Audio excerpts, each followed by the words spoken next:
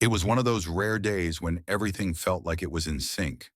I had just finished a particularly tough shift at the hospital, one where I had been on my feet for over 12 hours, racing between emergency calls and stabilizing patients in critical condition. As a paramedic, I'm used to dealing with life and death situations, but there was something about the exhaustion of the job that made me crave the simplest comforts: home, food, and rest. After what felt like an endless series of ambulance runs, I was finally heading home. My medical van, slightly battered from the miles I'd driven and the lives I'd helped save, had been my constant companion. It wasn't much to look at, but it was mine, my pride and joy.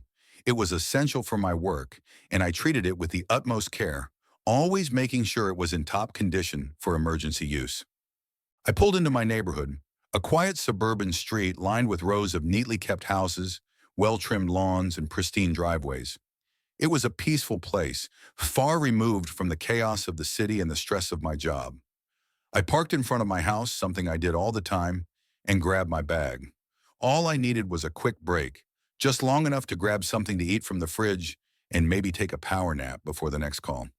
But as soon as I turned the corner onto my block, I froze. The sight before me made my stomach drop. The medical van that I had just parked in front of my house was attached to a tow truck. My van, the very vehicle that had carried me through countless emergencies, was about to be taken away. Without thinking, I slammed my foot on the brake and jerked the car to a stop, my mind racing.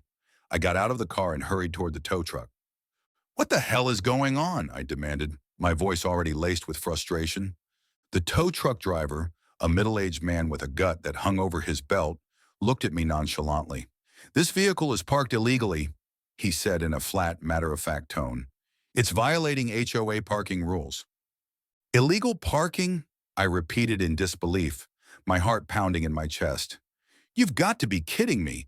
I'm a paramedic, and I've been out on an emergency call. I'm just here for a few minutes to grab something to eat. You can't tow my van." The tow truck driver just shrugged. "I'm just doing my job, man.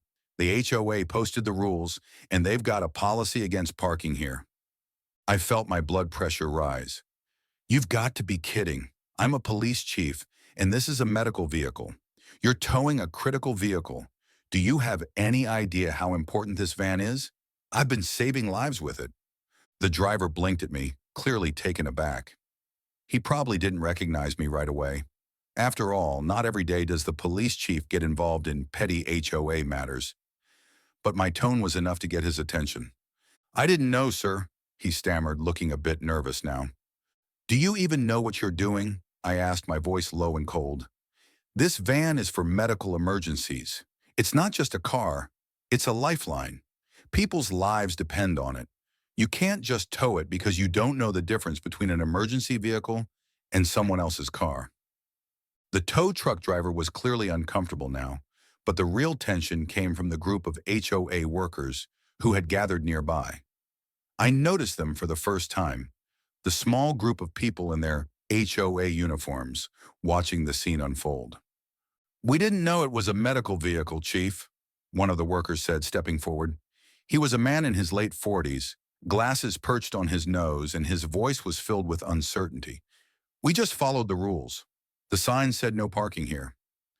I could see the hesitation in their eyes, but the damage was done. "You didn't know, huh? Well, let me make this clear for you. You didn't bother to check. You didn't bother to ask. You just assumed that my van was like any other car in the neighborhood. But this is not just a car.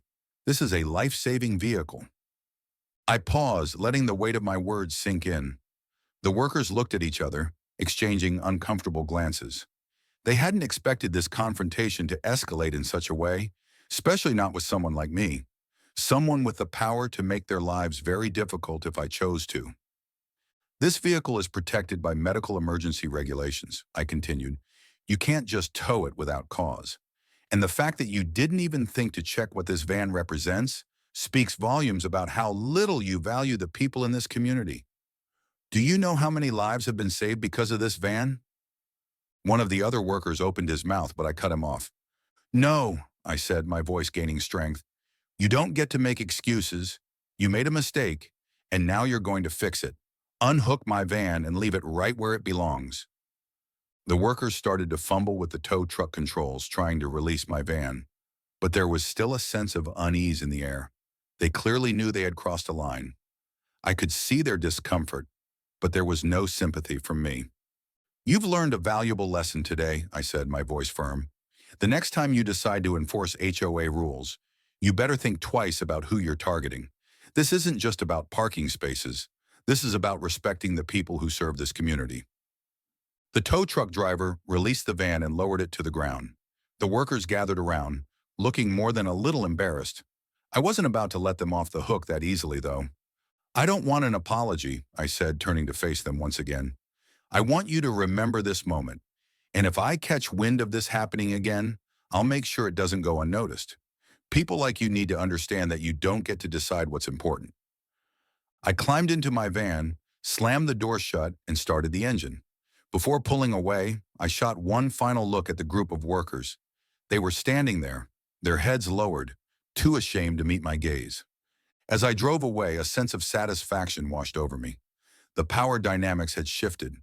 The very people who thought they could push around a paramedic and police chief had just learned a lesson.